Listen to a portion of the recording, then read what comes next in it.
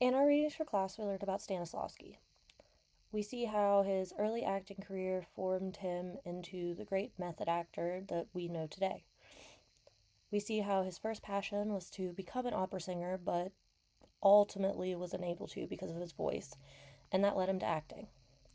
We see how he stumbled and struggled to learn, just as we all have. We also see how, from the beginning, he felt dissatisfied with his own performances. They felt false, like something was missing. He tries to copy his favorite actor, and he realizes that doesn't work either. Later, we see Stanislavski and Danchenko and their formation of the Moscow Art Theater. When these two powerhouses of the theater world came together at a restaurant, they started discussing what they felt was wrong with theater in Russia.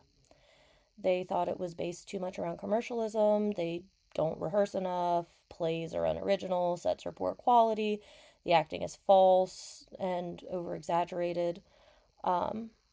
So they start discussing what kind of theater they would like. When they come to the division of power in the theater, it created a small bump in the road during the discussions. Stanislavski didn't protest much when Danchenko said he should get to choose what plays to perform, but the bump came when they start talking about who should have artistic control of the productions.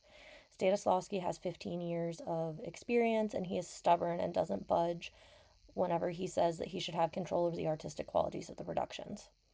Finally, they came to a decision that each will have a veto power. Stanislavski can suggest plays or productions, but ultimately Danchenko has the control, just like Danchenko can suggest artistic presentations, but Stanislavski will have final say. Finally, the Moscow Art Theater is opened on October 14th, 1898. It's not an easy start by any means. Their first production does well, but the next four do not. They finally have a great success with The Seagull by Chekhov.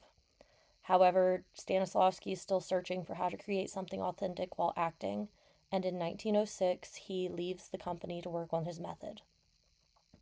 In his early work, he was very focused on creating living characters on stage. He saw that there was the actor and then there was the character on stage, and he focused a lot of psychological exercises, like personally experiencing the things they were trying to portray.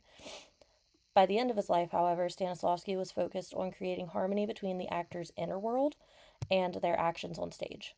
Many actors now still study Stanislavski, and you can usually tell if they've studied early Stanislavski or later. Um, the ones that have studied early Stanislavski would have actors use their own life experience to create truth on stage. He wanted actors to connect themselves through their own experiences and emotions to the character they were portraying.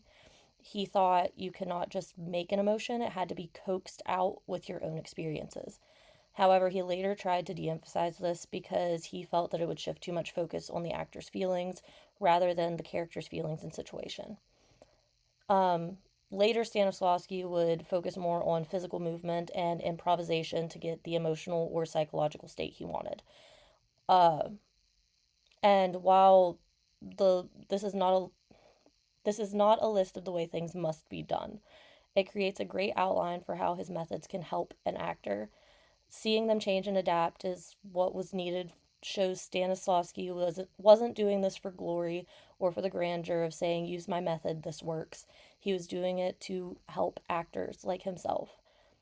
I liked when Brestoff said, it doesn't promise, however, to make you a great actor.